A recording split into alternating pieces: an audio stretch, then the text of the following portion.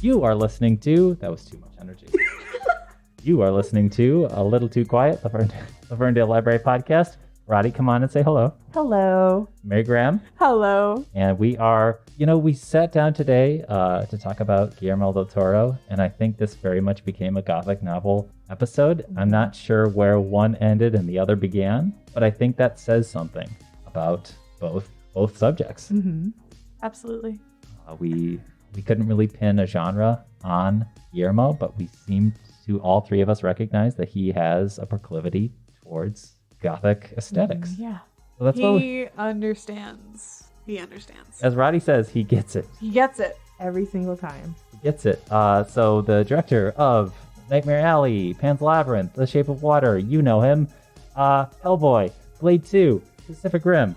Crimson Peak. Crimson Peak. Crimson Peak just takes us way off, and we wind up at the castle of Otranto. Yes. Which surprises me, because I've never heard of it. We also talk about Frankenstein and so much more. Here's the episode.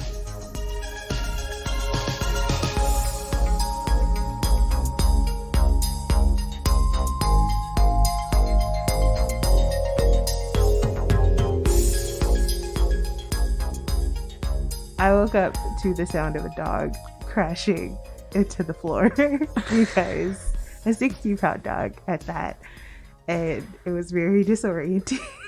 So he can't catch sometimes, and so he just kind of like falls. He just runs into things. Yeah. And sometimes things are the ground. And also he's been doing this thing for the past several days where he's been chasing light.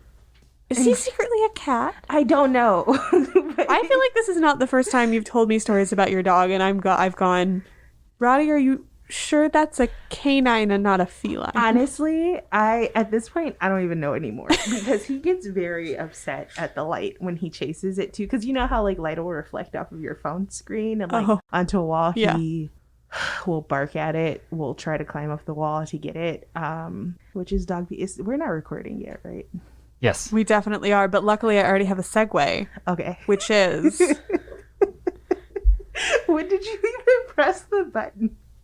I thought you were still setting it. He's a master of stealth, and the segue is talking about Roddy's dog, but later today we will also be talking about various frightening hounds and wolves, the Carpathian Mountains, for we are discussing Gothic things. Yes. Etc. The things we do for a love like this are ugly, mad, full of sweat and regret. This love burns you and maims you and twists you inside out. It is a monstrous love, and it makes monsters of us all. Quote, Jessica Chastain from Crimson Peak. Yes. The most Gothic film of all time recently, honestly. Yeah, like modern history, modern being the 2000s. But yeah. We are here today to talk about Guillermo del Toro and all of his films. And how I can connect that to 19th century British literature. Yes, absolutely. Every single one of his films at that. Yes. Also, because I love him. Just throwing that out there. I love Guillermo del Toro. The only film of his that I have seen, confessing this right at the top of the episode, is Crimson Peak. Mm-hmm. And that experience alone was enough to make me pledge artistic fealty to him. Like, I would give any of his other stuff a chance based on that alone, because I'm not typically a scary movie person. Mm-hmm. And so I did have to watch Crimson Peak with a friend to hold my hand and tell me when to look away and when to look back.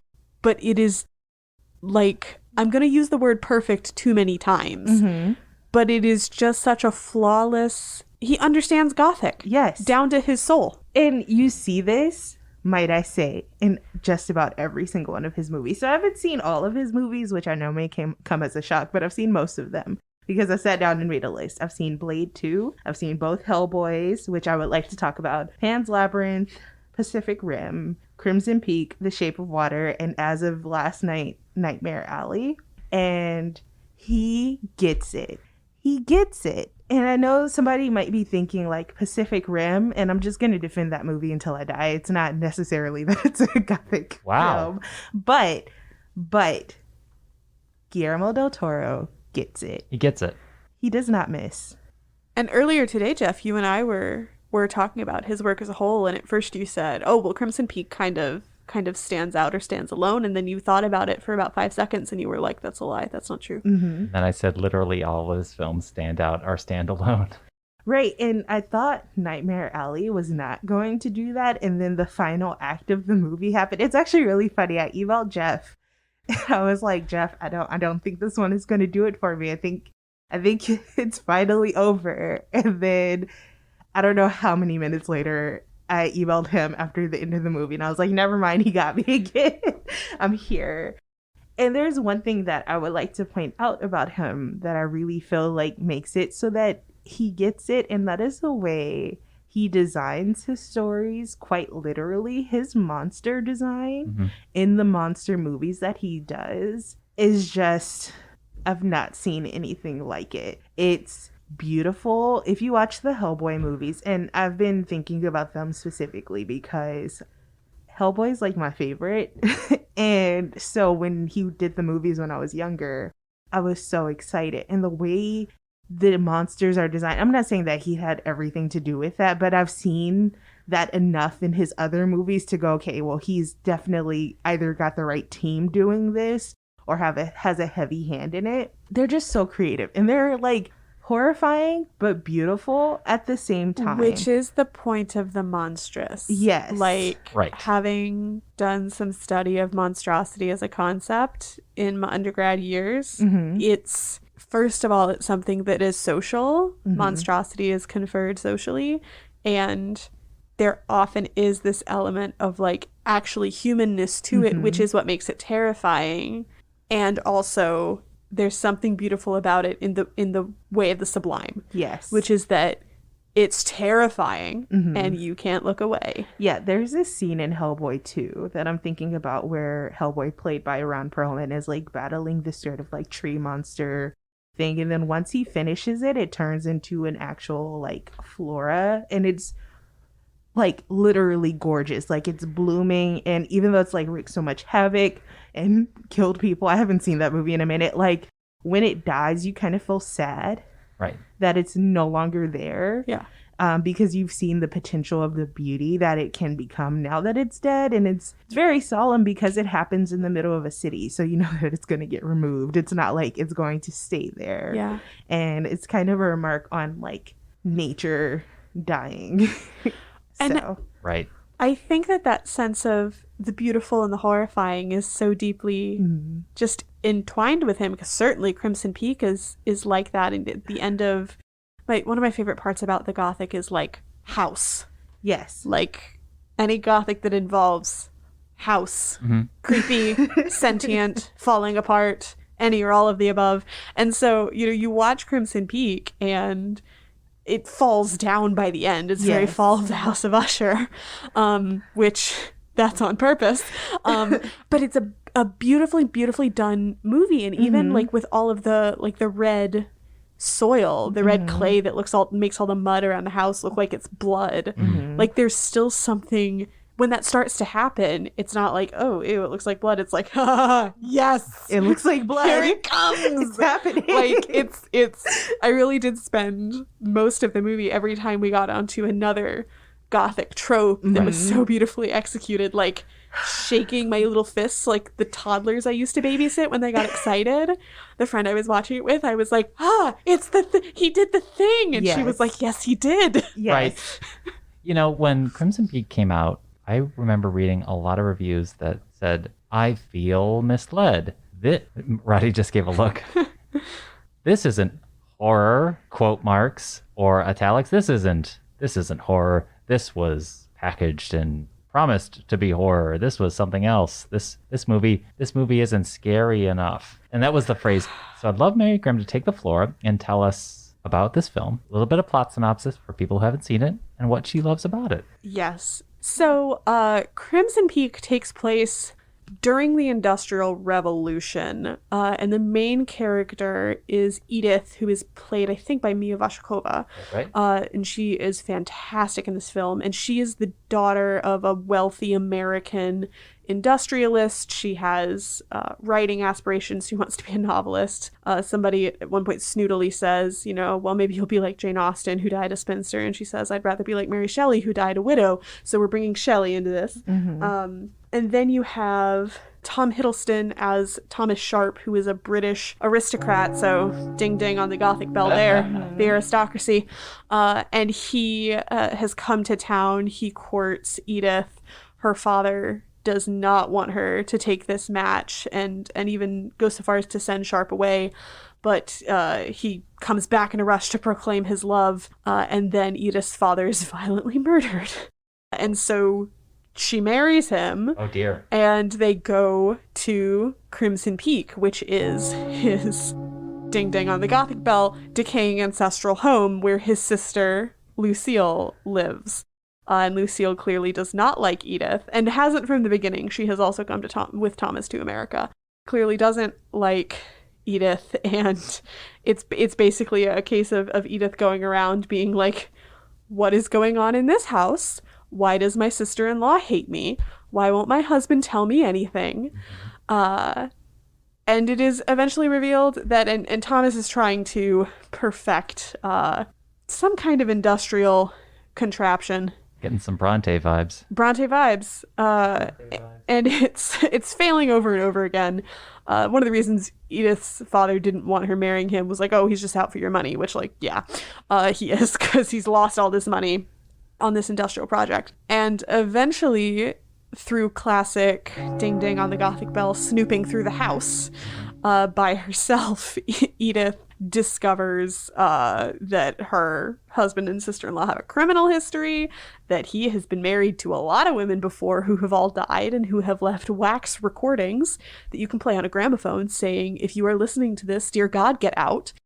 And eventually, do I spoil the whole thing? Spoiler alert, you can fast forward 30 seconds of the podcast if you don't want to hear what's happening next. Yes. In a huge tip of the hat to the fall of the House of Usher, Edith learns that, like, Thomas and Lucille have an incestuous relationship. There was a baby that has died, and that Lucille is just extremely possessive of her brother. And, all of these women were married for their money and then basically driven to madness. There is, of course, a noble young lawyer who was introduced earlier in the film who wanted to marry Edith, who Edith did not marry. He has pieced all of this together on the other side of the Atlantic. He comes over kind of just in time, and the end of the film is Thomas and Lucille are no longer alive. Edith is. Not at what cost, because I think that's satisfying, but you get the sort of crumbling, the disintegration of Thomas's ghost, and these two, survivors of this horrible sequence of events. At disintegration of Thomas's ghost, I'm going to add in sound effects of just creepy wind. Yes. And then every time Mary Graham just said ding ding, I'm going to add a decaying church bell sound effect. Thank you. Yeah, it would be appropriate. And then the whole film ends with Lucille's ghost, because it's also very clearly stated that Crimson Peak is haunted. Right. Edith can see ghosts. Right. She has always been able to, and so we end with Lucille's ghost playing the piano, and it's everything I love. For me, my primary requirement for any good Gothic novel, the moral degeneracy of the aristocracy must be revealed. I love that the Gothic is a genre that's like, if you are rich, stop that. We have no reason to trust you. Your riches have likely made you into a horrible person who doesn't care about other people. And I read that and I'm like, someone wrote this for me. All right. Right. Roddy's going to take the floor. I'm just going to add in here real quick. The reason we're talking about Guillermo del Toro is that he defies genre whilst also indulging genre. He's so genre And aware. I don't know how he does that, because when I started talking about Guillermo to Mary Graham, I kept finding myself repeating the phrase complexities. There's the complexities. It's complex, but it's also simplistic too, but it is complex. But yes, Crimson Peak is a gorgeous to look at and complex film, but its beauty is in its almost narrative simplicity, Right. which is that it's not, for me, the joy of a genre is being able to see something coming just around the corner. Yes. So like when they get to the house and I'm like, oh, it's going to fall down at some point, and then it does. That is satisfying. Like, This podcast happened.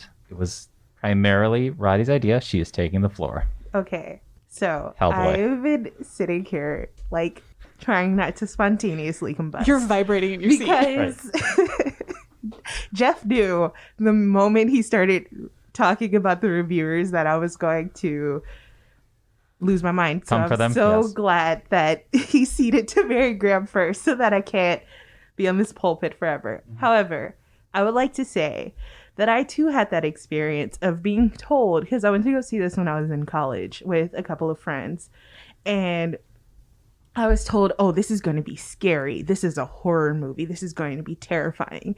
And I was just like, sure, I'm just here for Guillermo del Toro because I knew that I loved him at that point. I'd been focused on my senior thesis. I really didn't know much about the movie outside the fact that Tom Hiddleston was in it, and so was Charlie Hunnam. So that was about it. And Jessica Chastain, who I was there for the acting because I love her as It well. is her movie, and we are all It just is- living in Right. it. Absolutely. So Like, they're all good, but next level stuff from Jessica. Exactly. And I'm sitting there like you, gripping tightly to my friend's hand because I'm just like, I'm not a horror movie person, but I will do it for Guillermo del Same. Toro. And then the movie's happening. And I'm like, wait, no, they were wrong. And I was delighted about the fact that they were wrong because too. they should have known from the moment that the movie opened with a Gothic novel being opened what they were getting into. He couldn't have made it any clearer from the like literal very opening of the movie. And as a person who loves Gothic novels and just the genre in general, I was so happy when I watched that movie because I was like, yes. Yes. This is where I put on my Professor Kirk voice and go, what do they teach in schools these days? You know, thinking about all of these reviewers who, one, dear God, would hope have basic media literacy and criticism skills, and yet they can't get that it's a Gothic from the opening Yes. of the Gothic novel. I don't know how much more obvious he could have made the fact that this was a Gothic novel I mean, in the film. target audience for this film is costume design nerds and English majors. Yes. Right. This is, I don't know where or how Hellboy or Pacific Rim is going to fit into this, but when I think of, Roddy can step up to the plate for those 3 films later, but when I think of almost all of his films, except for Mimic, he seems to be very interested in atmosphere, Yes. a vibe, a look, color schemes. There's just this fog-thick moodiness. Coherent. Yes. Right. And that moodiness exists in those 3 movies. I'm Right. not going to get on the Pacific Rim like thing too much because I also just like that because that's kaiju and mech, which is basically like giant robots. So that's a whole other interest of mine. I'm going to set that aside, but I am going to focus on Hellboy because Hellboy, especially the first movie, no, actually both, they have that atmosphere and they have the elements of crumbling and decaying. Right. In the first Hellboy, it's a little weird. It's mostly focused on the atmosphere and like the story, but it's got all the weird stuff that Gothic novels have. Like it's very, if I were to compare it to a Gothic novel, I would compare it to, in terms of feeling, The Picture of Dorian Gray. Oh, okay. In terms of like, do you see what I'm going yeah. with that? I can't articulate it as well as I want to, but there's the decaying, there's the changing, there's kind of like the deal with the devil going Yeah. on, Yep. quite literally in the case of Hellboy. Yeah. In terms of Hellboy 2, that's where you get into your, I don't know what it is with this in Gothic novels, but your weird sister-brother relationship, Yep. the decay of like a kind of, I can't remember if there's sort of like an elven race kingdom, but like literally their entire lifestyle, because these are nature-based creatures, are decaying because of the modern world. There's that aspect of it There's as like well. doomed love or Doomed forbidden love. love or Yes. sickly love, I think. Because Doug Jones, is that his name? Yes. That is a frequent collaborator of Guillermo del Toro. I think he's his most frequent. He is the fish man Yes. in Shape of Water. Okay, sorry. But Gonna stay on topic. Blair is the actress, I believe. Yeah. And I remember that, I haven't seen those movies in a while, but I remember that obviously she's got powers of some kind, but her health is a concern. Right. Her powers, I haven't watched this movie in a while either. There's a sort of Not that she's sickly, but yeah, you could imagine her in a Gothic novel just having like a cloak over her shoulder and coughing or something. Yes. And then so Abe is what they moor. call the Fishman, I believe, because he was I think the stories he was discovered the night that Abraham Lincoln died, but he's much older than that anyway. The two of them have this sort of kinship. However, by nature of the type of being she is, she's like intrinsically tied to her brother to like the point where like if one of them dies, the other will likely die. Spoiler alert, but it's been over a decade, so I don't care as much. And yeah, that exists. So it was just like Gothic novel, but like also sci-fi fantasy, and then we're gonna like smash them together in terms of Hellboy 2. I can't make the same connections with Pacific Rim until I rewatch it, and then I go, oh, there are the dots. But it definitely exists in Hellboy. Well, and what he seems to be so adept at doing is, I mean, Pacific Rim is a certain genre, and he just goes hell for leather within the genre, and he does it extremely well. And I think that there's just something to be said. Like, I'm thinking about when Knives Out came out, and everybody lost their mind. That film, like, it was not high budget. It wasn't planned to be a blockbuster, but it's a mystery done incredibly well. Yeah, very Christie-esque. People lost their minds. Yes. Understandably. And also the way that it kind of falls out reminds me of Murders in the Rue Morgue, where it's kind of just like, so I'm not going to spoil the ending of Knives Out. I feel like that's a little recent, but like there is some sort of like almost humorous, but kind of like wild machinations that happen that result in the murder in that movie. Definitely. Yes. And so if you've ever read Murders in the Rue Morgue by our beloved Edgar Allan Poe, you don't know what's going to happen at the, like, I remember reading that in high school and I was like, where did the monkey come from? Technically not a monkey, but like primate. Anyway, gonna get way off topic, but there's that aspect of it too. And Gothic novels get weird. They're so weird. And permit me to say so, that's so sexy of them. Like, in a number of reasons, you know, actually considering the history of, I feel like maybe we should do a brief, like, the Gothic, what is it, ? Because it's a mostly literary tradition. Yes. That has its roots, kind of really gets kicking in the 18th century, and then extends basically until today. People still write Gothic fiction. Yeah, absolutely. Do. And it's characterized depending on, I mean, it's a bunch of different countries. So there's American Gothic, there's European Gothic, there's Italian horror Gothic, like specifically in the early days is a big deal. And there's just a lot of, there's this kind of bag of tricks that you can reach into. Big theme is the present is haunted by the past. And kind of whether you're in a creepy house or not, whether you have incestuous siblings or not, whether there's religious horror or not, like the present is somehow haunted by the past. And usually rich people are bad. So. Yes, usually rich people are bad. And let's distinguish, this is, I guess, technically around the same era that Dickens is writing. Once we get into later Gothic stuff, for sure. Because I always thought that Dickens was writing stories in the cities, and the Gothics take place more so in the country, on the estates, or elsewhere. A sense of seclusion, somewhat. It's a good, you certainly have that sense of isolation. Right. It's interesting to see, so Dracula starts... Gonna do those church bells again. Ding, ding. Dracula, which is the 1890s, so quite late. So we've had the Gothic for over 100 years by this point. Dracula begins, you know, out in the wilds of Transylvania, and there's so much to be said about the xenophobia towards Eastern Europeans in that book and at that time. However, the bulk of it takes place in London.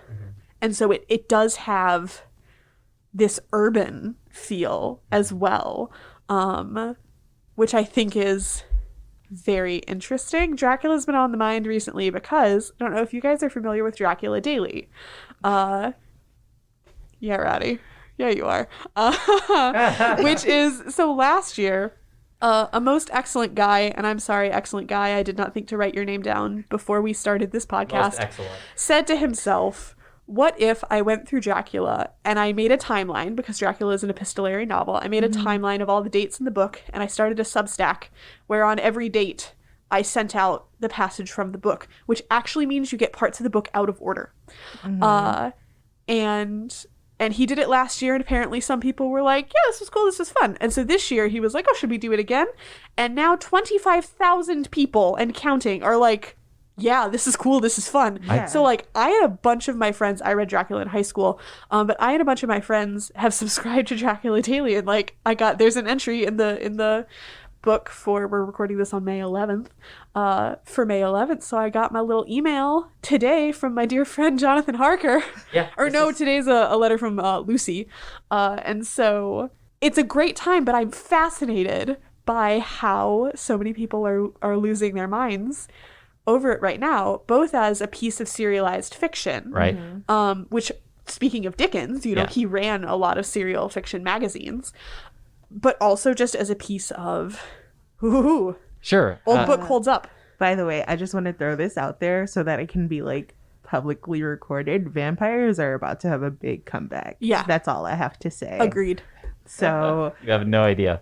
And my fascination with Dracula as a novel partially stems from, so like I was in middle school during the Twilight craze, and then Dracula was required reading in high school, and I was very frightened of vampires as a child. So when Twilight came around, I was like, why do they sparkle? Why are they attractive? Stop it. Stop lying to me. And then I read Dracula, which is a frightening book. Yes. Hey, Graham, I need you to meet my mother when she comes out here, because I'm sorry, Jeff.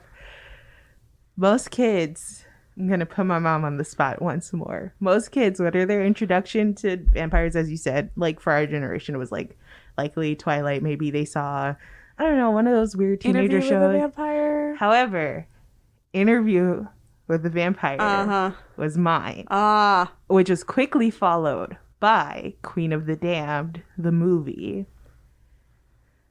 Oh, Anne Rice. Bless her soul. A complicated Listen. legacy. A complicated legacy. That movie, Queen of the Damned, the film, technically, is it a good movie? I don't know. I'm not going to be the judge of that because I love that movie. The atmosphere, the music, one of the best movie soundtracks of all time. I am saying so many opinions right now, but that was like my real vampire introduction. And then my mom was like, oh, also here's Dracula. But it was actually Queen of the Damned first. Listen, that was a modern Gothic movie from start to finish with an amazing rock soundtrack. So, once again, just throwing opinions out there. But like, it really got the heart of like the Gothic vampire story, which we haven't gotten that in a very long time. No, and I'm fascinated by the fact that, because that's a recent-ish movie. 2001? It's this millennium. 2001, Yeah. if not And earlier. then we also have Crimson Peak, which I think is 2015. Thereabouts. Which are so good at what they do. And yet, you think about a lot of the classic works of Gothic literature, Frankenstein, Dracula, Strange Case of Dr. Jekyll and Mr. Hyde. Permit me to say so, adaptations are trash. No, absolutely. They're horrible. And like, I remember reading Dracula, and I've never seen any of the film adaptations of Dracula, but I've read synopses. And I remember reading the book and being like, but this is good, actually. Why would you have to change it? Like, why would you have to try to, like, make Dracula sexy or make Mina fall in love with him or something? Like, Right. let her be with her nice solicitor husband. Yeah. And let them all... When I read it and I realized it's, like, a buddy adventure story about vampire hunting, I was like, oh, this rules, actually. Absolutely. And I did in college see the Hillberry Theater at Wayne State did an excellent stage adaptation of Dracula that follows very closely to the book. And the first act ends with them... with the demise of Lucy in her undead form. And so there's like stage fog, and they've got the bells literally ringing, and they're reading the burial office from the Book of Common Prayer, and it's like the good stuff. And I'm like, so why has no one put that on a screen yet? Because when you put Keanu Reeves in a movie, Okay. All right, so I'll take over on the mic because I'm the oldest one here. In 1992, Francis Ford Coppola adapted Dracula, and it was a very big deal. And I was actually technically too young for it, but it was like such a cultural ripple through Gen X. It was amazing. Gary Oldman is a freaky Dracula who can become a sexy Dracula. And yes, they do put in a subplot of a love story between Dracula and Mina. Let Winona Ryder smooch Keanu Reeves and call it a day. And Keanu, bless his heart, is good, I will say, in half of the movie. There's an entire other 50% of all of his line deliveries that are cringe-inducing, and I love him no matter what. That can't stop me from doing that. Listeners, you can't see Roddy, but like she just had her hands over her eyes. Here's the thing, is that to its credit, except for two admittedly humongous diversions, they're pretty dedicated to the book and even include letter reading in voiceover for I'm skeptical. the entire main cast. Everyone gets a chance at the mic. It's not the entire film, but they at least do have the letter, and they at least follow it to the end. They just have two completely ridiculous diversions. Do they include the cowboy at least? Of course they do. Okay, good. Of course. Some adaptations don't, and I'm like, you're leaving good money on the table. It's one of the most tragic scenes. Yes. Okay. When he spoiler alert. Anyway, I was just gonna comment, like, quick shout out to Matt Kirkland is the one who's doing Dracula Daily. Thank you, Matt Kirkland. And I think that it was a genius idea because culturally a lot of us are in kind of a Wordle state of existence where we are enjoying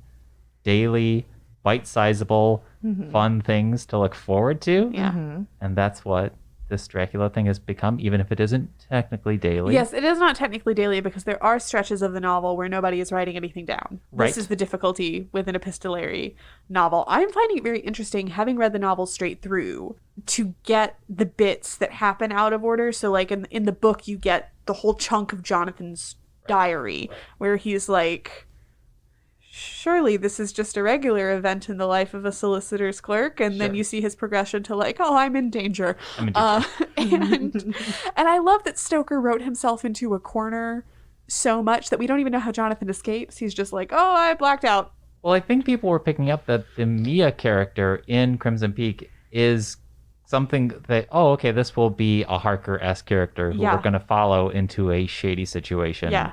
And she will get in too deep. Yeah. Which definitely for sure. But with Dracula Daily, like, his journal is getting interrupted by Mina and Lucy writing letters. So it's actually extremely funny, you know, for him to be like, you go from an entry where he's like, I'm a prisoner in this castle. And then the next day you get a letter to Lucy from Mina being like, haven't heard from Jonathan. Hope he's doing all right. Like... We are talking about vampires. Yes. And we are talking about Gothic novels and Guillermo del Toro. And Blade 2. We need to talk about Blade 2. Blade 2. Because Blade 2 is also just, it fits the bill. Yeah. First of all, his vampire design, absolutely love it. Iconic. For most part, you have like vampires, the fangs that extend from the top. He has jaw opening things for a certain... Based on Mary Graham's reaction, I'm not even going to show her a picture. Thank you. Because my imagination is doing just fine. Okay. However, it also involves a family struggle and a vampire brother and sister with a complicated relationship. Not necessarily incestuous, but that still, it hits every single note while staying true to vampire lore. So I'm not going to necessarily go on a Blade 2 tangent, but it is once again Guillermo del Toro understanding the assignment in its fullest form, and I love him for it. And yes, the jaw things are very unsettling to look at, but I watched it when I was a child, so now I'm like desensitized to it. Thanks, parents, for letting me watch things I shouldn't have been watching. And see, you turned out just fine. So, totally. like, for all these parents these days who are like, oh, God, what if my kid reads a book about gay people? I promise you they will live. Yes, and then let them watch Blade 2. Yep. Should we discuss Frankenstein? I would like to. I would also like to give a shout out to the first what is regarded as the first Gothic novel because it hits all of the fun bells. It's called The Castle of Otranto. I was going to ask if we could guess which one it was, and I was going to guess Otranto, so... It is! Continue. Sorry. Say it again. The Castle of... Otranto. I've never heard of There's this. no N. I just can't pronounce words. It's like O-T-R-A-N-T-O, so that's where the O is. I mean, the N is. This does not matter. Please cut this out later. But No, it all matters. Is this Radcliffe?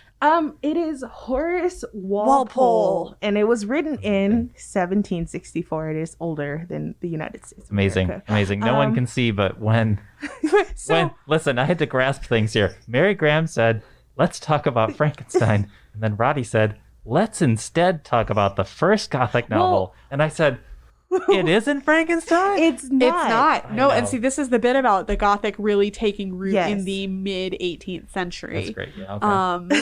And the early stuff. So like most of my knowledge of early Gothic literature actually comes from my deep, deep affection for Northanger Abbey, which is one of Jane Austen's best novels. And anyone who says 100%. otherwise, they don't care about you. We will find you. So Sorry. Northanger Abbey is about 17-year-old Catherine Morland, who, if she were alive today, bless her heart, would be like a vampire-loving, nerdy fangirl. And she loves Gothic novels. And this is a time when novel reading is highly gendered activity. And it is something that men are very suspicious of because they're like, dear God, these women, we let them learn how to read. And now they're reading these books that are whipping them into a frenzy of emotions. They're fainting all over our couches. But Catherine Morland's parents are sensible and let her read whatever she wants. And so she just reads all these Gothic novels and starts to like imagine all these things in her life as a Gothic plot. So she gets invited to Northanger Abbey, the ancestral home, ding ding, of the gentleman she's interested in, who also has a sister, except they're all relentlessly normal people, except for their father, who John Mulaney voice, who's that guy? I think he did kill his wife. And Catherine is like, oh my God, like, did your father murder your mother? And eventually she poses this question to her love interest, and he's like, no, God, oh my God, what the hell? No, that's not what happened. Although, even when Catherine is wrong, she is right, because later he's like, okay, so literal murder did not occur. However, she was a very unhappy woman, and that was mostly our father's fault. So, actually, maybe, sort of. Oh my God. But it includes all of these references, and it's written in the early 1800s. So Catherine is reading books that are not that old. No, they just came out. Yeah. And Otranto is one of them. And that book, the reason why I brought it up before Frankenstein just very slightly is because I actually have this copy. It's called 3 Gothic Novels, and it includes both Otranto and Frankenstein in it. Watch the trajectory. Basically, it starts with Otranto and then ends with Frankenstein. I think the one in the middle is called like Vathek or something like that. Interesting. Didn't really. Anyway, the reason why I brought it up is because the funny thing about that book is that it almost is just like every single Gothic trope. We need to put it in here. There's like this weird past prophecy. There's all these crazy relationships going on. There's death. There's murder. There's a father accidentally murdering his daughter, trying to leave his wife to marry the daughter of someone else so that he can hold his stake in the castle because the aristocracy is a mess. Listen. It's all over the place, but it holds just about every trope that we need for the genre in general. And this is what I appreciate about Gothic creators, writers especially, is that they'll go rummaging around in what people have done before and gone, what worked, what didn't work, what can we use again? Your comment about Gothic, I mean, many things are older than the political entity now known as the United States of America, but your comment about like, oh, this book is older than the US is I'm like, the United States as a political project was a Gothic horror novel the whole time? You know what? But I don't enjoy it as much. Well, that's fair. It's not as much fun when like the moral degeneracy of the aristocracy is ruining your house. Exactly. The word, I think the word like decay or just the aesthetic of decay is coming around because we're talking about castles that have existed for a long time, aristocracies that have existed for a long time, Hellboys that have existed for a long time. There's all these long-reaching stories that, again, goes back into a long-rooted past. Yes. And I think there's even that going on in Pan's Labyrinth, where these fantastical creatures have been there since before time, and now you have this modern fascist movement on the surface level. But there's just roots and roots and roots and past and past and past and old past stories and dramas and grief and decay and it's baggage. People got baggage. It's very Sins of the Fathers. I mean, it's very, it doesn't matter that this thing happened 300 years ago. You're going to pay for it now. Right. It's going to affect you now. The cool thing about Pan's Labyrinth, by the way, is that the decay that happens does not happen to the natural world or the magical world. It ends up happening to the modern fascist world in the end. So he does. We love to see He takes the decay and it's there. Yeah. And it's present. Yeah. But he turns it onto the modern world. Or at least that particular iteration of modernity instead of, the fantastical world. So well, Jeff and I were also talking earlier about monstrosity and like who the actual monsters in these films are, and like the two astronauts and Planet Earth meme about like, wait, it was fascism the whole time, always has been. And you can think about that with Crimson Peak, like, oh, the monster was, I don't know, like the Industrial Revolution or the creepy incestual. Yeah. Although that, stems from the reason those two are criminals is because they murdered their abusive mother. And so, they're sins of the parents, it's all there. Right. Or in The Shape of Water, Michael Shannon is the monster. Absolutely. Or in Frankenstein.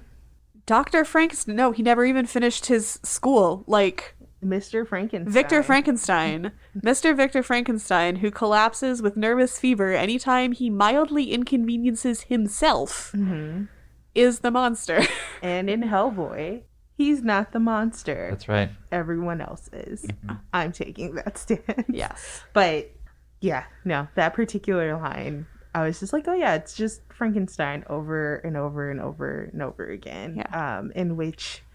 the concept of like imposing the monster on something outside of yourself when it's actually just you the whole time. Right. And then also sympathizing with the character who is wrongly perceived as the monster. Yes. Which is very much going on in Hellboy and Shape of Water. Yes. And Frankenstein. And Frankenstein. And The Devil's Backbone, which is a great horror film about a ghostly child sort of haunting an orphanage. I recommend it. Maybe too scary for Mary Graham, but I recommend it. Okay. She does scare easily. She does.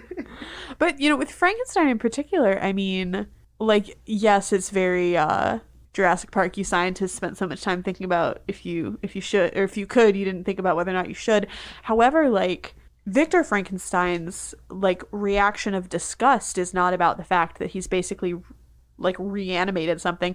It's that, like, he realizes, oh, here's like a 7-foot tall guy who's I made out of corpse parts. Right.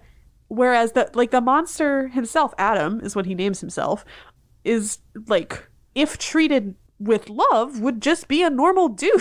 And it is Victor Frankenstein's reaction to his own work that like monstrousness is a product of something. It takes Victor saying that's a monster in order for Adam to act in monstrous fashions.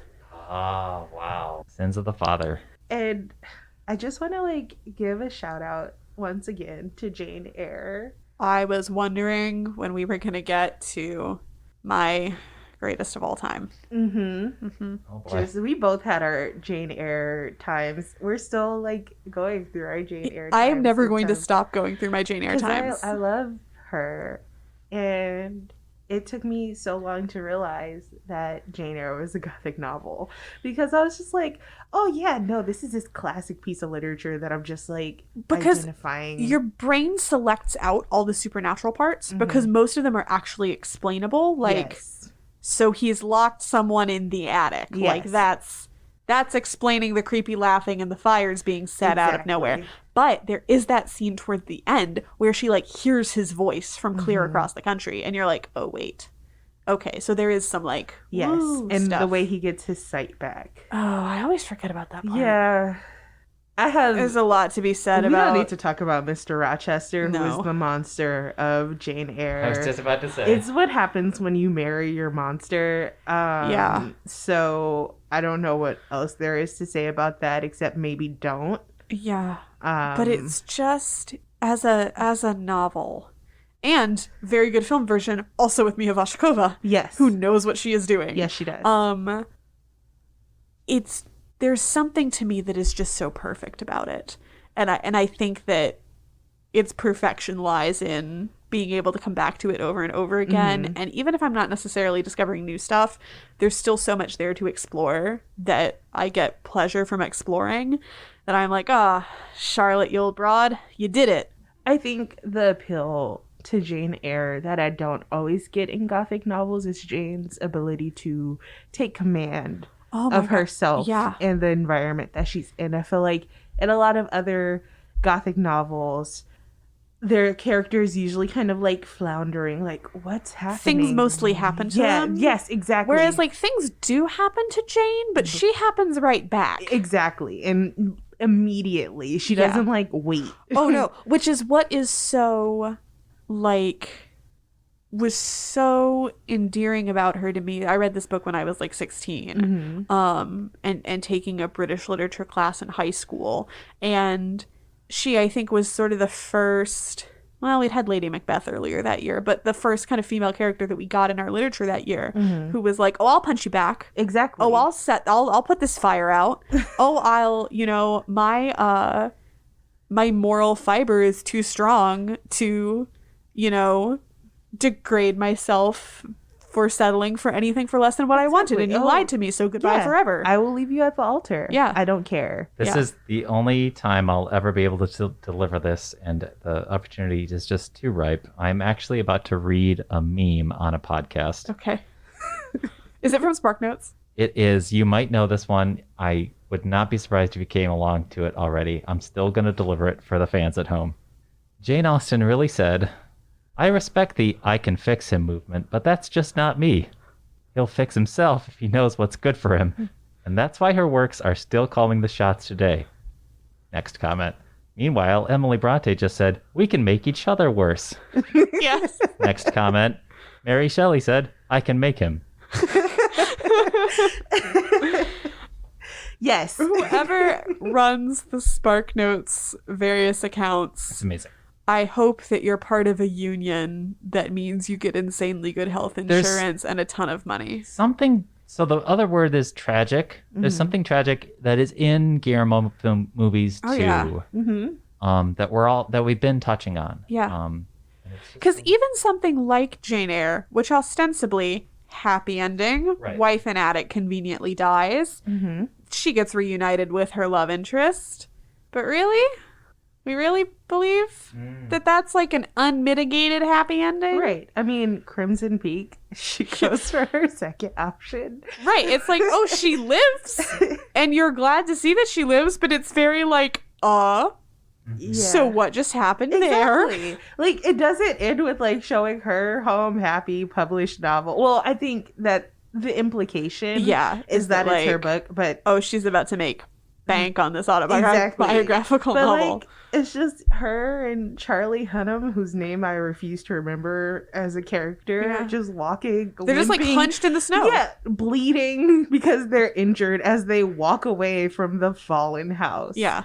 Um, And there's a huge satisfaction to that. Yes. But it doesn't mean it isn't tragic.